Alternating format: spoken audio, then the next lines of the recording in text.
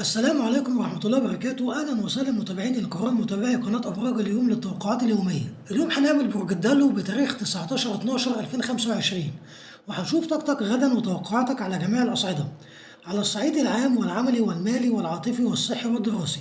متنسوش حبايبي اعمل لايك للفيديو والاشتراك بالقناة وتفعيل زر الجرس تشجيعا منكم ليصلك كل ما هو جديد أصحاب برج الدلو. على الصعيد العام الدلو حاسس بطاقة مختلفة كليا، عقلك نشيط وبيتفاعل مع كل الأحداث حواليك بشكل حاد. بتحس إنك محتاج تنظم أفكارك وتشوف الصورة كاملة قبل ما تاخد أي خطوة، وكل تجربة صغيرة بتديك درس جديد وبتفتح لك فرصة تشوف تفاصيل كانت غافلة عنك. في لحظات النهاردة هتحس يا دلو بحاجة غريبة من الداخل، شعورك إنك محتاج تقف وتراجع نفسك وتبص على كل حياتك من زاوية جديدة، وتحلل كل تصرف أو كلمة اتقالت متأخرة، علشان تكون قراراتك الجاية مبنية على وعي كامل مش على شعور مؤقت. النهاردة هتلاحظ إن بعض المواقف البسيطة بتأثر فيك أكتر من المعتاد، وده بسبب حساسيتك ووعي دماغك لكل التفاصيل.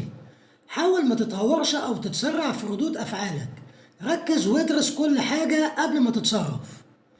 كمان الهدوء الداخلي مهم جدا النهاردة يا دلو، حاول تدي لنفسك مساحة تركز فيها على أولوياتك وما تسمحش لأي ضغط خارجي يشتتك. خليك ثابت وتصرف بحكمة، النتيجة هتكون رضا نفسي أكبر وتحكم أفضل في مجريات اليوم. اليوم محتاج تنظيم للطاقة ما بين نفسك والناس اللي حواليك، حط حدود واضحة، ركز على اللي بيضيف لك قيمة وابتعد عن أي شيء سلبي أو مضيع لطاقتك، ده هيديك شعور بالراحة والطمأنينة النفسية. أما على الصعيد العملي مهنيا يا دلو النهاردة عندك فرصة تثبت نفسك، مش محتاج صبر وتركيز، مش أي اندفاع هيجيب نتيجة.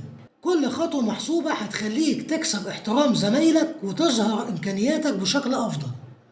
في الشغل يا دلو هتواجه موقف محتاج ذكاء في التعامل، ركز على الحلول العملية بدل الانفعال، ده هيخلي أي تعقيدات تمشي بسهولة ويخليك متحكم في اليوم بالكامل.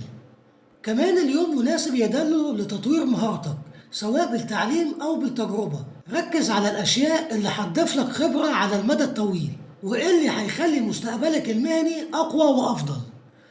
تجنب الجدالات الفاضية، ركز على شغلك وإنتاجك، وكل كلام كتير ملهوش لازمة النهاردة هيشتت طاقتك. حافظ على هدوء أعصابك وتعامل مع الأمور بمنطق، نجاحك اليوم يا دلو مرتبط بهدوء أعصابك.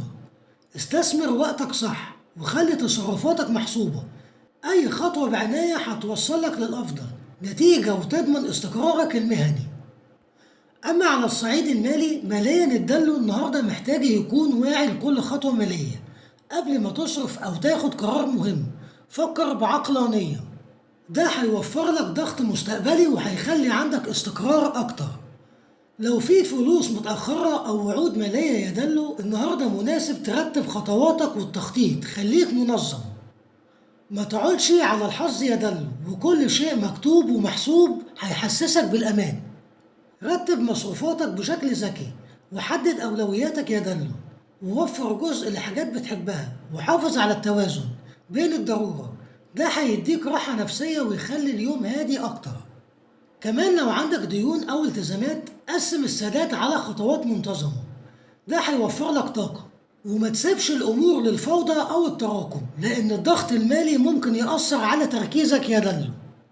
الاستقرار المالي مرتبط بضبط النفس والتخطيط السليم، لما تلتزم بخطتك هتحس بالأمان النفسي يا دلو وهتقدر تواجه أي موقف مالي بثقة وراحة. أما على الصعيد العاطفي الدلو النهاردة محتاج يسمع قلبه أكتر من أي وقت فات، لو في علاقة يا دلو هتحس إن في حاجة محتاجة كلام صريح وواضح بدون غموض أو لعب، الصراحة النهاردة هتخلي العلاقة أقوى ومريحة أكتر. ولو انت عازب يا دلو في شخص شاغل بالك ممكن يظهر بشكل مفاجئ أو تحس بتأثيره، النهاردة مناسب تقيم المشاعر بعقل هادي قبل أي خطوة، وتأكد إنك فاهم نفسك قبل أي التزام. في العلاقات القادمة سوء الفهم الصغير ممكن يتحول بهدوء اليوم، الحديث الواقعي والصريح هيخفف التوتر ويخلي اليوم يمشي بسهولة، وده هيخلي الطرف التاني يحس بالأمان. الدلو النهاردة حساس جدا، وأي إهمال بسيط ممكن يوتره. حاول تكون مرن وما تتوقعش الكمال. كون مستعد قوي لأي حد محتاج يسمع. النهاردة يوم صبر وفهم. رسالة الحب بتقولك يا دلو النهاردة إنك تستحق علاقة فيها وضوح وأمان وصراحة. الاهتمام الحقيقي والتواصل هو اللي هيديلك طاقة إيجابية ويخلي قلبك مرتاح. أما على الصعيد الصحي، صحيا أنت يا دلو محتاج تدي لنفسك وقت للراحة النفسية ولجسمك. الإرهاق ممكن يظهر في صداع أو توتر عضلي، فخد بالك وما تتجاهلش إشارات جسمك. كمان النوم مهم جدا يا دلو، حاول تبعد عن أي مصدر قلق قبل النوم، وادي دماغك فرصة تهدى، وده هيأثر على طاقتك وتركيزك طول اليوم. كمان يا دلو الأكل والمية ليهم تأثير مباشر. انت حساس وجسمك بيتأثر بسرعة. اهتم بالأكل الصحي والكمية المناسبة، وهتحس بالفرق في طاقتك ومزاجك. ولو حاسس يا دلو بالتوتر، عبر عن نفسك بالكلام أو الكتابة. التعبير عن مشاعرك حماية للجسم والعقل، ومش ضعف أبدا، ده وعي ذاتي. أما على الصعيد الدراسي، دراسيا الدلو النهاردة محتاج تركيز وتنظيم. التشتت مش بسبب صعوبة المادة، لكن بسبب ذهنك المشغول بحاجات كتير حواليك. قسم وقتك وحدد أولوياتك، خطوة واحدة في كل مرة، وهتحس بالسيطرة والراحة النفسية وكل حاجة هتمشي صح. كمان يا دلو ابدأ بالمهم والأسهل. لما هتنجز هتحس بثقة أكبر، وكل خطوة هتخليك مستعد للتحديات الأكبر بدون ضغط نفسي.